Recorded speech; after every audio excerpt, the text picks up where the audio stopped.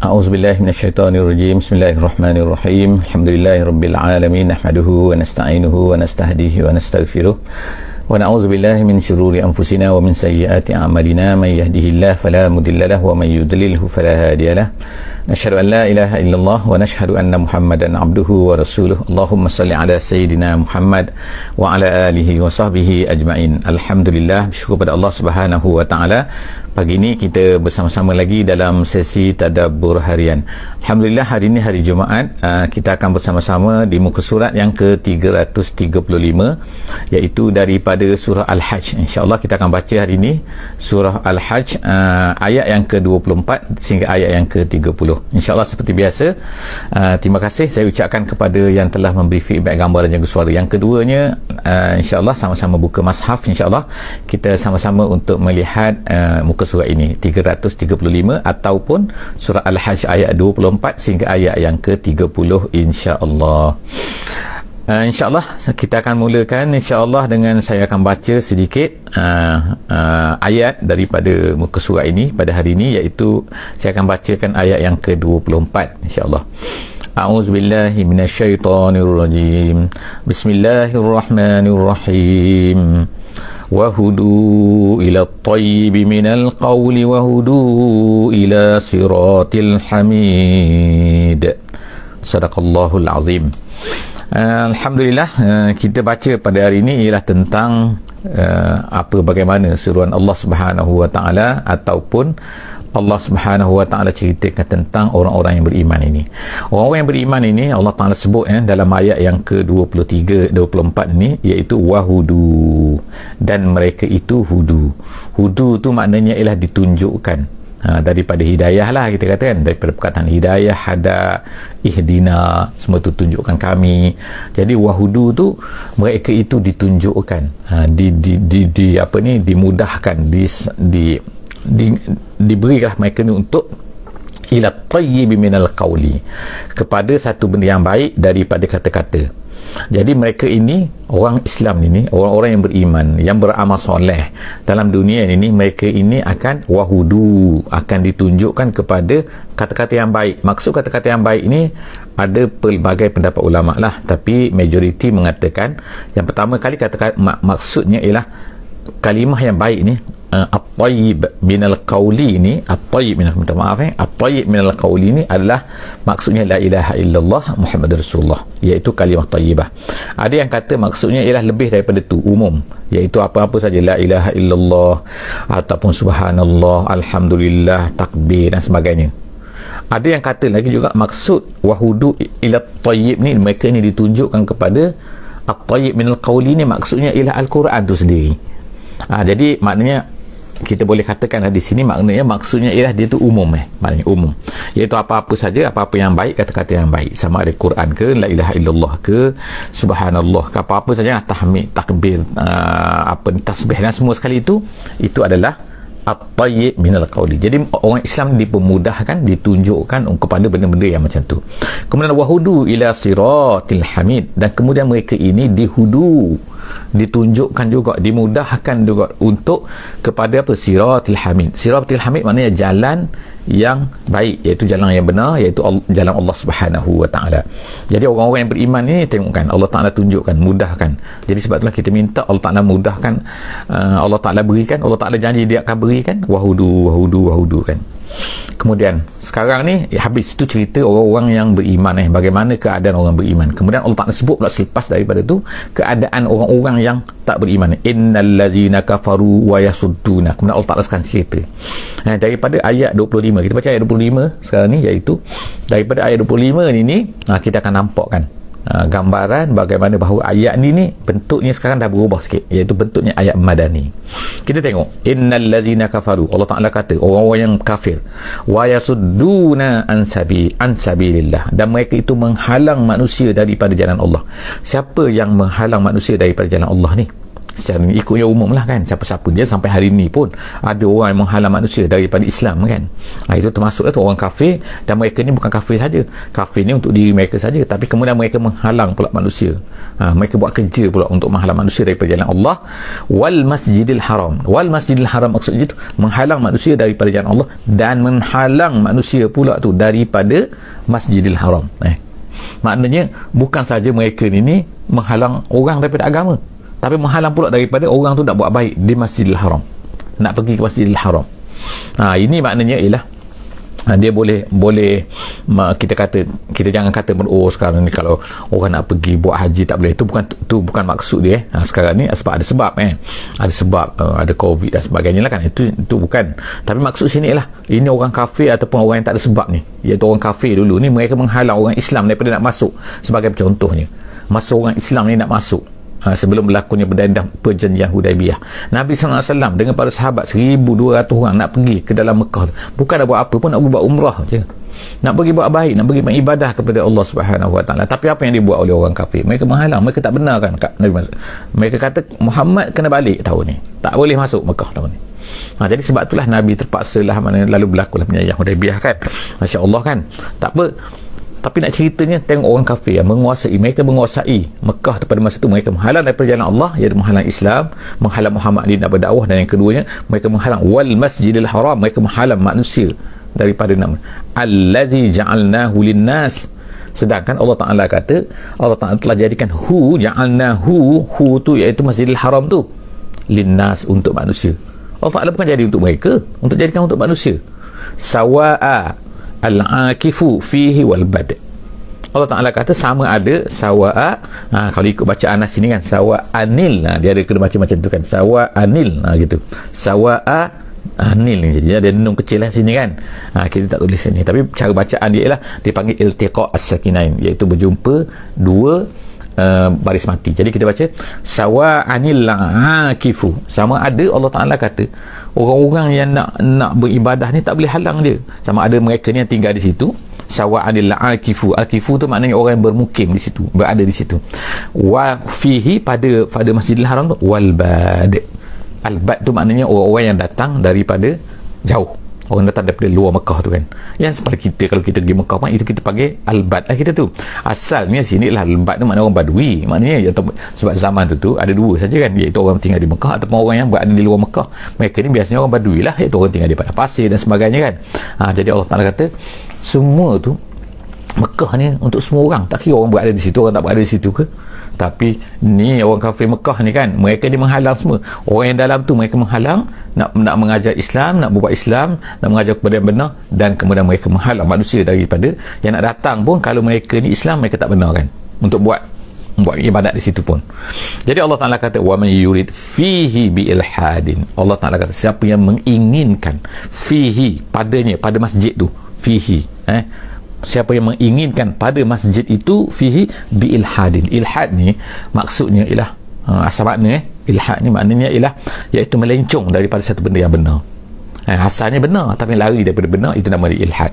Sebab itulah orang murtad, orang yang apa ni, ateis, dalam bahasa Arab dipanggil mulhid. Mulhid ni makna orang yang lari daripada benda yang betul.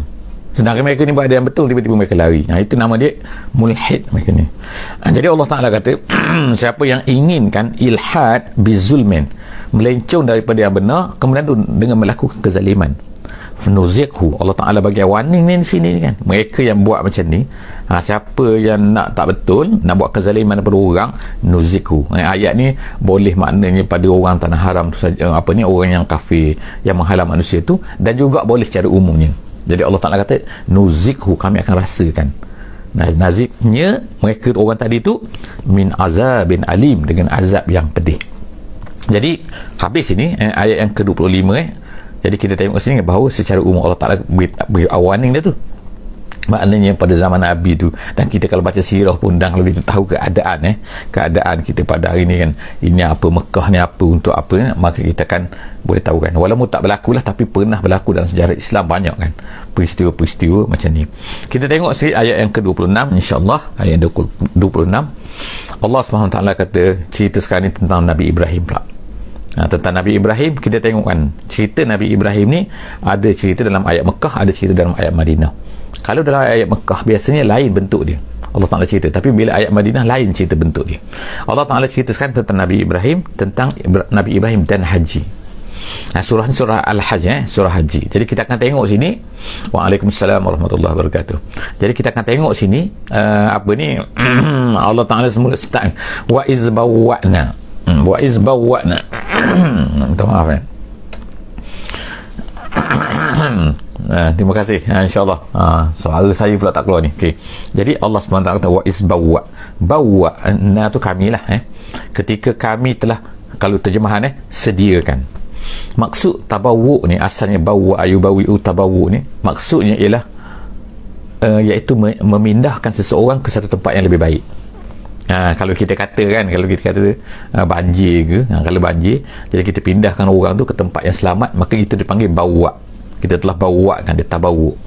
Jadi Allah SWT gunakan perkataan ni wa iz bawwa'na li Ibrahim, ketika kami telah pindahkan Nabi Ibrahim itu ke tempat yang baiklah, makanal bait, iaitu tempat bait. Bait tu maknanya ialah Baitullahil Haram.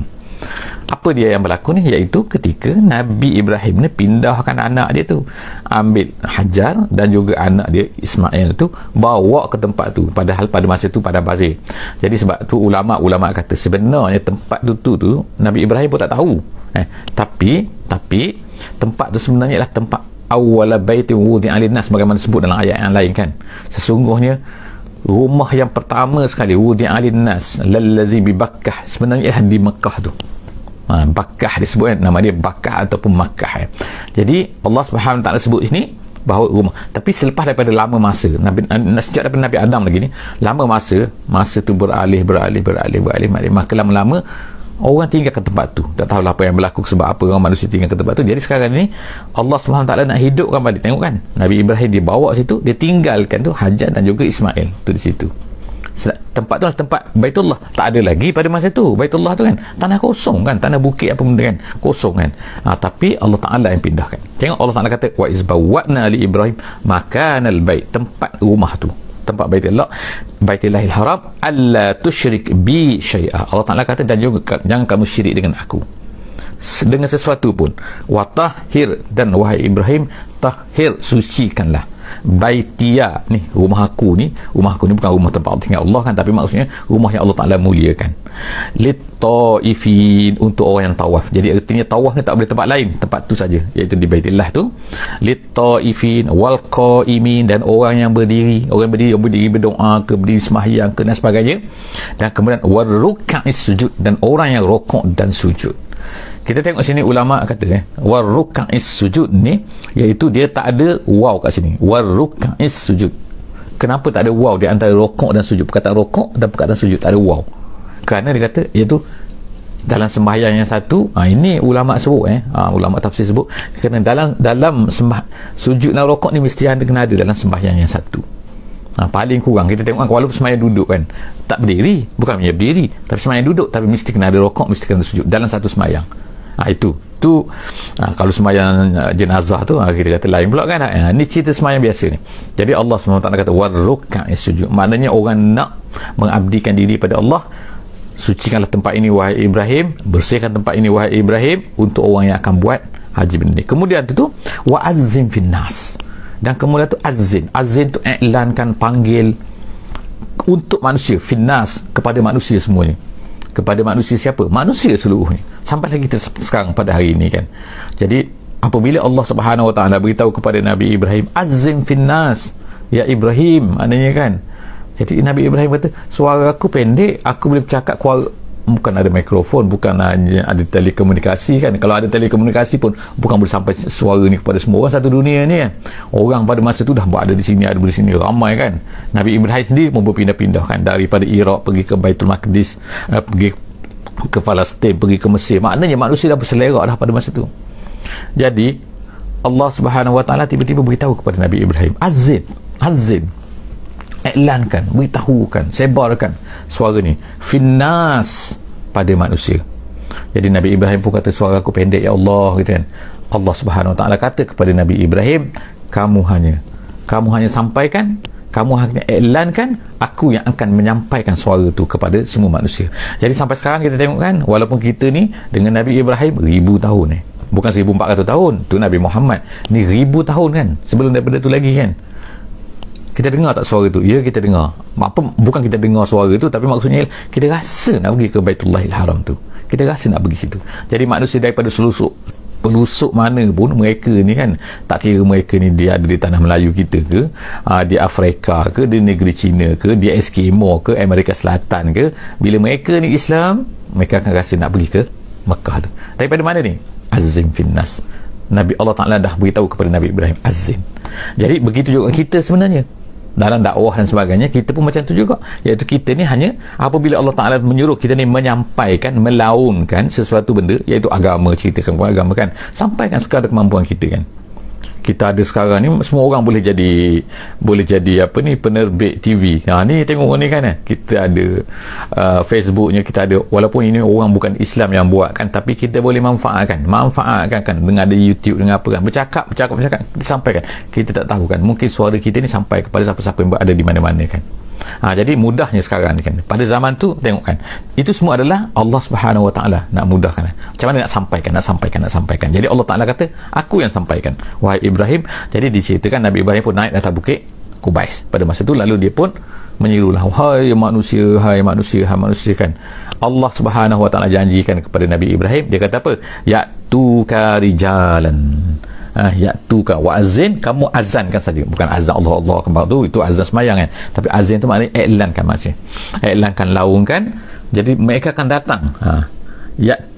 Allah Subhanahu Wa Ta'ala kata ya'tuka rijalan ni maknanya dia akan datang berjalan kaki, maknanya walaupun tak ada kenderaan, mereka akan datang juga. Kemudian tu Allah Ta'ala kata wa ala kulli dhamir, dan kemudian di atas unta-unta. Dhamir tu maknanya unta-unta yang kurus, mana mereka akan datang sehingga unta pun kurus. Kata ulama tafsir kata mereka datang asalnya bukan kurus tu, unta tu start dah kurus, tapi makna jauh nak cerita perjalanannya sehingga unta yang gemuk pun jadi kurus. Itu kata ulama tafsir lah, saya sebutkan. Ya'tina, Allah Subhanahu Wa Ta'ala kata ya'tina, mereka ini akan datang min kulli fajjin amiq. Ya'tina, mereka akan datang daripada kulli fajjin tu maknanya jalan, maknanya penjuru, ceruk-ceruk mana kan, ceruk-ceruk tu lah, kita ceruk Afrika ke, Amerika Selatan ke, Amerika Utara ke, Eskimo ke, di atas gunung apa ni, Himalaya ke kan, seberang sana tak tahulah mana-mana tu. Ya'tina min kulli fajjin, daripada seluruh penjuru. Dia boleh jadi penjuru, boleh jadi makna jalan. Fajjin ni, amik itu maknanya jauh. Asal makna amik itu dalam, tapi maksudnya ialah jauh. Bila fajjin, amik maknanya dengan perjalanan yang jauh. Masya Allah kan.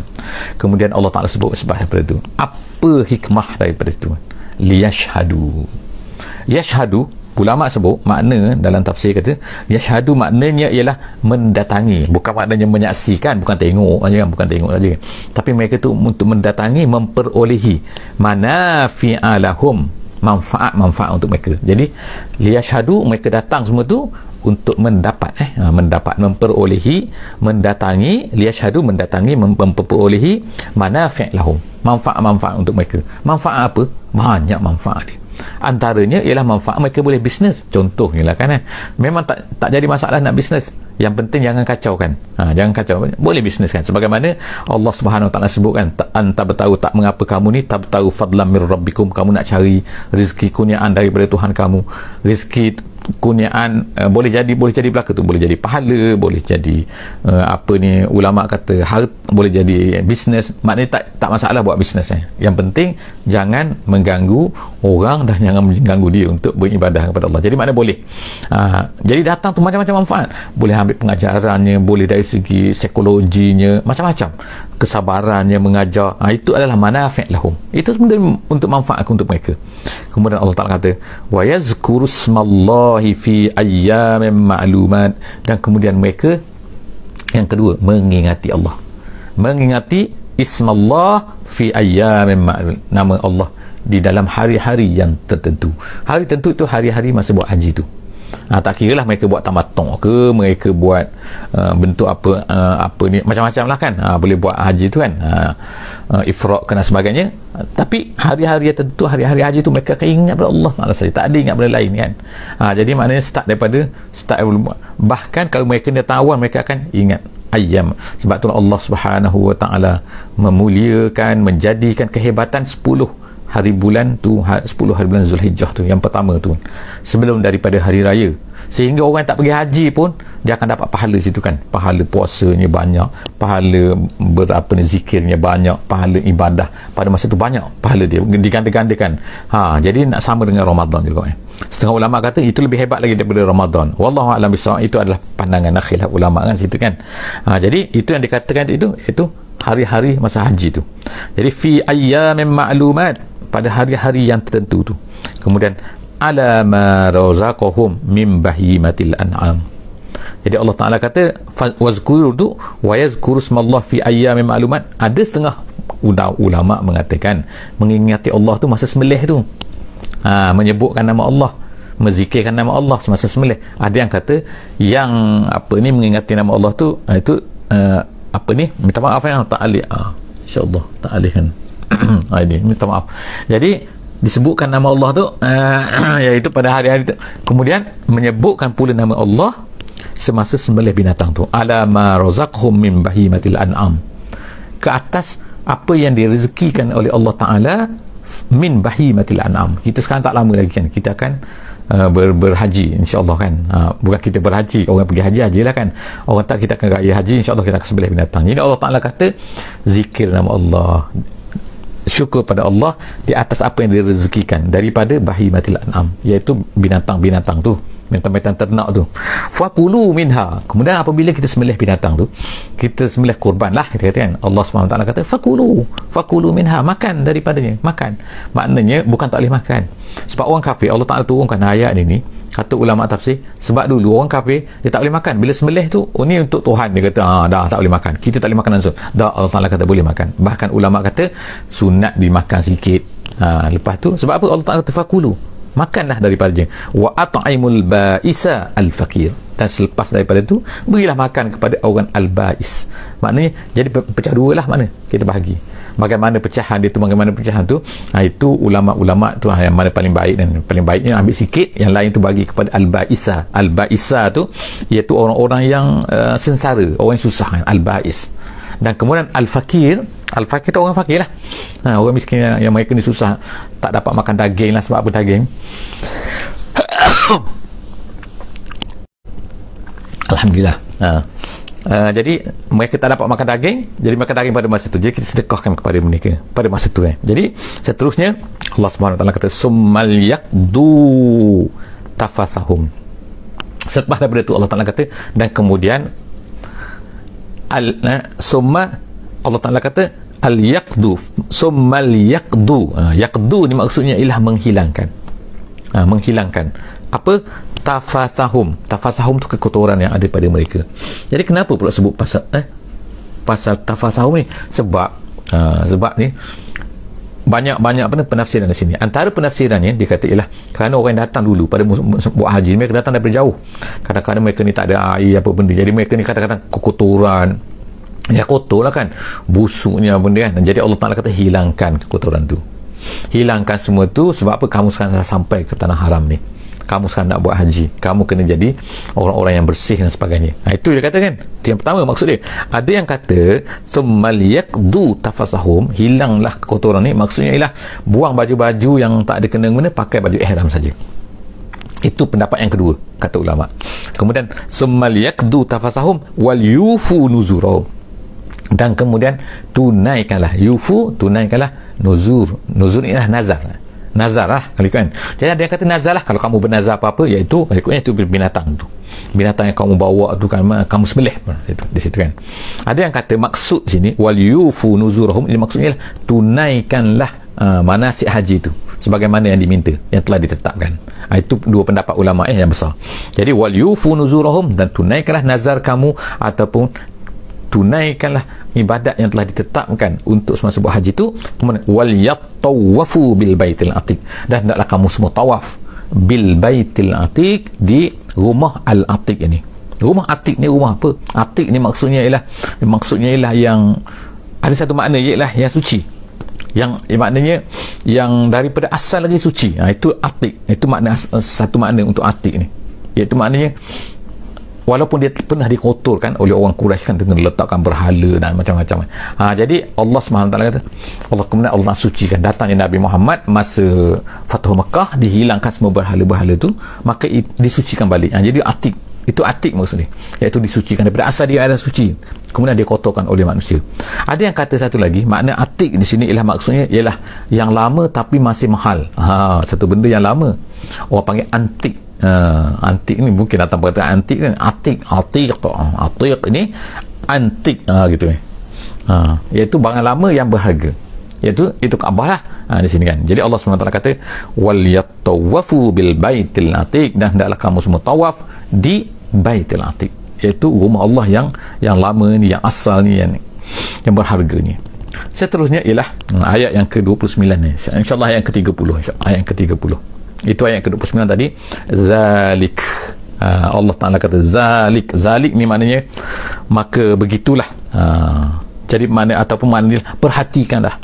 Zalik, itu semua tu tengok elok-elok gitu kan. Wa man yu'azzim Allah Ta'ala kata, maaf, wa man yu'azzim hurumatillah, siapa yang membesarkan hurumatillah. Hurumatillah ni ada banyak makna lah. Tapi antaranya ialah iaitu ibadat-ibadat yang telah itu hurumatillah, iaitu ibadat-ibadat ataupun baitullah ataupun ni benda-benda yang telah ditetapkan oleh Allah dalam haji ni. Allah SWT kata wa man yu'azzim hurumatillah fahuwa khairul lahu inda rabbih, maka dia adalah fahuwa khair, lebih baik untuknya inda rabbih, di sisi Allah Subhanahu wa Ta'ala. Maknanya satu benda yang Allah Ta'ala, sebagai contoh, Allah Ta'ala kata ini tanah haram, jadi kita muliakan tanah haram tu, kita hormati, ini tanah haram kan, jadi tak boleh buat macam ni, tak boleh buat macam ni. Itu makna yu'azzim sya'airallah, membesarkan, mengagungkan, menaikkan. Itu jadi Allah SWT kata itulah lebih baik untuknya. Wa uhillat lakum, Allah Ta'ala kata, dan wa uhillat lakumul an'am, dan kami halalkan untuk kamu al-an'am. Al-an'am maknanya binatang, itulah binatang yang berkaki empat. Binatang lembu, kambing, unta, kerbau, itu semua itu dipanggil al-an'am. Jadi Allah SWT kata wa uhillat lakumul an'am, dihalalkan untuk kamu al-an'am. Jadi kita boleh makan benda-benda itu semua. Kenapa Allah Ta'ala kata perkara ni? Kerana ulama tafsir kata kerana dulu orang Arab Quraisy ni kan, mereka ni label-label pula letakkan, ini boleh makan, ini tak boleh makan kan. Kita baca dulu dalam soal An'am semua kan, mereka kata ini boleh, ini tak boleh, ini boleh, ini tak boleh. Kalau binatang ni mengandung macam ni, kalau binatang ni semua tak boleh, beranak kan ni, yang ke berapa ni tak boleh, macam-macam mereka buat peraturan mereka sendiri. Jadi Allah Ta'ala kata tak, semua binatang tu uhillat, semua tu dihalalkan, diharuskan untuk kamu, illa ma yutla alaikum, kecuali lah an'am yang dibacakan untuk kamu. Ma yutla alaikum, telah dibacakan untuk kamu, iaitu telah diberitahu kepada kamu. Apa dia? Contohnya babi ke bangkai ke apa benda lah kan, yang tak disembelih ke, walaupun dia al-an'am, tapi Allah Ta'ala sebut tak boleh makan. Jadi tak boleh makan. Jadi Allah SWT kata illa, melainkan. Jadi yang maknanya semua benda yang tak disebut tu maknanya boleh, ikut asal, konsep asal dia. Fajtanibu ar-rijsa, Allah Ta'ala kata fajtanibu, maka hendaklah kamu menjauhi.